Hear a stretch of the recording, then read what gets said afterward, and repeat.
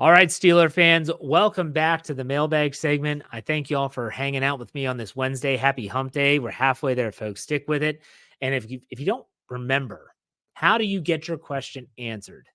Well, it's simple. Find me on Twitter at jhartman, HARTMAN_PIT every Tuesday morning. And I really effed up this Tuesday.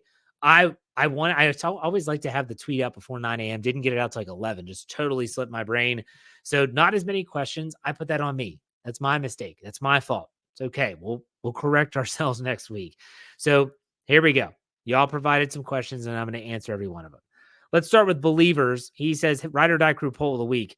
What team do you expect to win the AFC North? There's only three options: Steelers, Bengals, and Ravens. The Browns aren't even an option, which I think is hysterical, and I love it. I voted the Steelers. But to be honest, and I was talking with a good friend of mine who's he's a Ravens fan. He's a Ravens season ticket holder. And he said, who do you think is going to win the division? And I said, I could see these three teams all vying for it at the end of the year. He said, well, what's your prediction for the Steelers record? I said, I could see 10 or up. He said, oh, so you think 10's like the floor? I said, I think 10's the floor. He said, yeah, I think that's fair. He's predicting the Ravens to not win the division. He's not very high on the Ravens. He doesn't like the moves that have been made. So all the people that have voted in the poll, they agree with me. We're all Steelers fans. I'm not shocked. Steelers get 100% of the votes.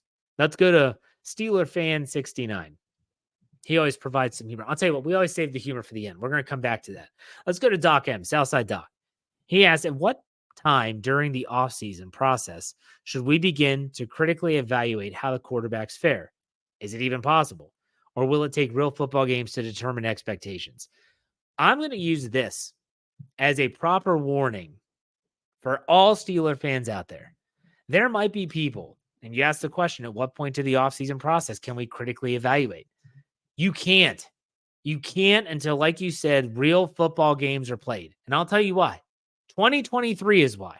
In 2023, we saw Kenny Pickett look amazing in shorts, OTAs, minicamp, whatever. Fantastic. We saw him go into training camp, and he looked the part. He was acting the part, signing autographs, making throws, running the ball, whatever. Preseason comes. Holy crap. We all drank the Kool-Aid last preseason.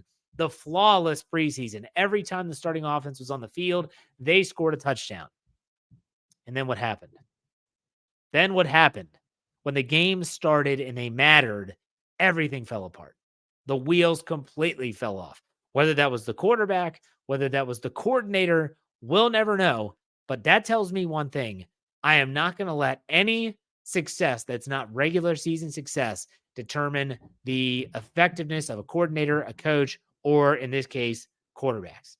So that's just like a little public service announcement for all those folks out there that want to use something like a training camp practice or even a preseason game to determine the success of that team. That doesn't mean you can't take anything away from those things, but I've just learned so much from last year. I'm not falling down that trap again. All right, let's go to James. He says, as we all know, we're in the dog days of summer now. I'm assuming players take time ahead of training camp for some degree of preparation before reporting. From a content creator perspective, what preparation do you take before training camp? So as a content creator, we're always trying to find new and unique angles to take. This is the perfect time to try something new. So if someone, let's say a podcaster, was thinking of toying around with an idea, like I was thinking about trying this, give it a shot. Like that's a perfect time to try stuff is in the off season. Listenership goes down, viewership goes down, page views go down. Like it's just natural. People tend to, they're more busy in the summer. They're going on vacations. But I also think we have to prepare for the upcoming season. So this is when I start to look at, okay, what articles are people going to write in season? What things are we going to have always there for our readers and our listeners? Things like my winners and losers. Like that's never going to go away as long as I'm doing this job. So that'll always be a staple after a game. We have to get those things in line. So that's what we do as preparation, gearing up for the upcoming season. Great question. Let's go to Omar Khan. He says the Omar Khan artist is his handle. He said, I'll ask a different one from what I suspect others will be about. Any chance James Washington gets picked up by the Steelers before camp? James Washington, the former second-round draft pick of the Steelers out of Oklahoma State, I believe. Played his college football with Oh my gosh, Mason Rudolph. There you go. Thank you. And I don't think they're going to pick him up. I don't think he fits what they want to do. It's not what they need. It's just, yeah, I wish him nothing but the best. He's been plagued by injuries since he left Pittsburgh, but no, I don't think they're going to pick him up. Let's go to Lumberzach 94. He said, "Hey, Jeff, who do you think takes the biggest year two leap between Keanu Benton, JPJ, and I think it's Broderick Jones. Yeah. And do you think any of them lean into Pro Bowl / All Pro territory?" Okay. So JPJ, Broderick Jones, and Keanu Benton. So the biggest year two leap, I'm going to go with either Benton or Jones.